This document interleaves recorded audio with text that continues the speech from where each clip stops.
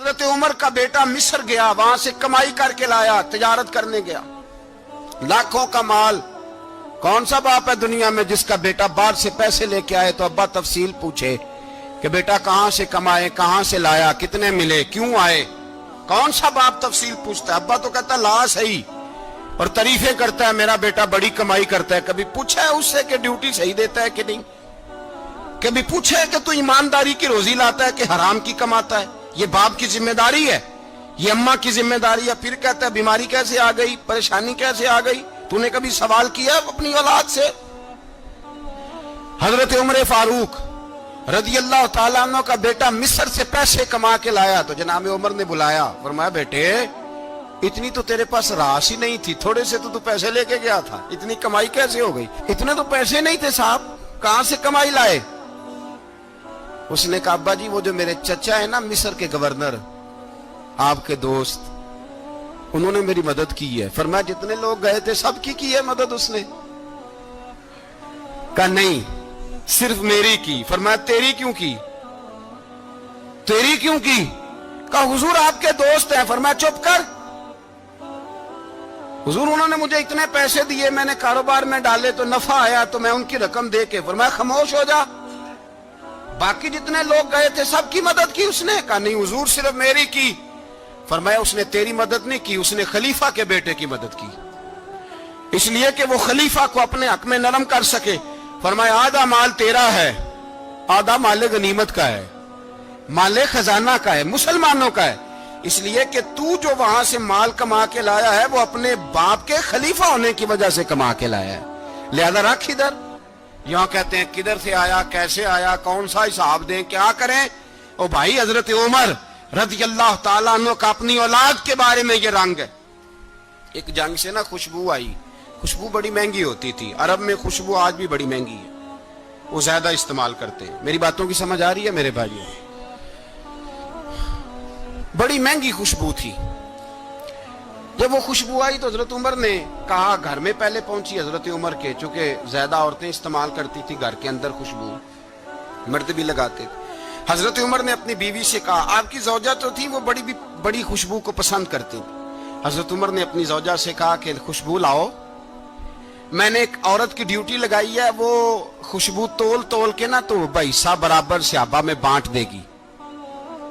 تو آپ کی زوجہ کہنے لگی کسی بی بی کی ڈیوٹی لگانے کی کیا ضرورت تھی، میں جو موجود تھی میں بانٹ دیتی ہوں تول کے بھائیسا برابر۔ آپ نے فرمایا نہیں تو رہنے دے، وہ فلانی بی بی بانٹے گی۔ کہا حضور میں نے بھی بانٹنی ہے، میرے پہ کچھ شک ہے؟ آپ نے فرمایا نہیں تو تفصیل نہ پوچھ، تو خوشبو دے دے، کوئی اور بانٹے گی۔ خاتون خانہ تھی نا، کہنے لگی نہیں مجھے بھی آج آپ کو بتانا ہی پڑے گا کہ کوئی جو بانٹ سکتی ہے تو میں کیوں نہیں بانٹ سکتی؟ زوجہ کہتی عمر نے بات کی تو میری چیخیں نکل گئی۔ حضرت عمر فرمانے لگے جب تو خوشبو بانٹے گی نا تیرے ہاتھوں کو بھی لگے گی، تیرے دوپٹوں کو بھی لگ جائے گی۔ اگر رب کریم نے مجھ سے سوال پوچھا کہ عمر خوشبو تو مسلمانوں کی تھی، تیری بیوی کے دوپٹے کو کیوں لگ گئی، تو میں اللہ کے حضور کیا جواب دوں گا؟ اگر اللہ نے یہ سوال کیا کہ تیری بیوی نے کیوں لگائی، وہ تو حصہ تھا مسلمانوں کا، تو نے تیری بیوی نے کیوں لگائی؟ تو فرمایا میں نہیں چاہتا کہ اللہ کے حضور مجھے اور تجھے باز پرس ہو، لہذا کسی اور کو بانٹنے دے۔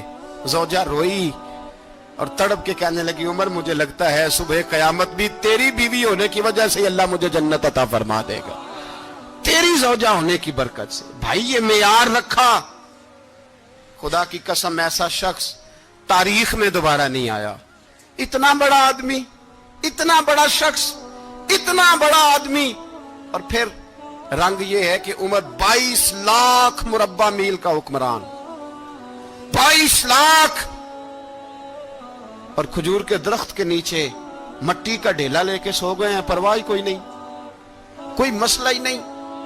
دو غلام ساتھ بیٹھے تو ایک روٹی حضرت عمر نے گھر سے منگوائی، تھوڑا سا سرکہ، تو غلام کہنے لگے ہم نے بھی کھانی ہے۔ فرمایا کوئی حرج نہیں، روٹی کو پیٹ بھر کے کھانا ضروری تو نہیں، 3 حصوں میں بانٹ لیتے۔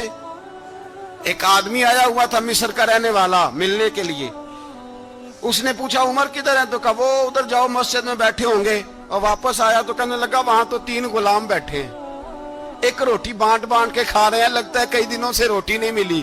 کہا 3 غلام تو کوئی نہیں, وہاں 2 ہی تھے, تیسرے تو امیر المومنین تھے. اس نے کہا نہیں نہیں, 3 غلام ہیں, کپڑے بھی ایک طرح کے پہنے ہوئے ہیں, بلکہ 2 کے تو پھر صحیح ہیں, تیسرے کے تو زیادہ ماڑے ہیں.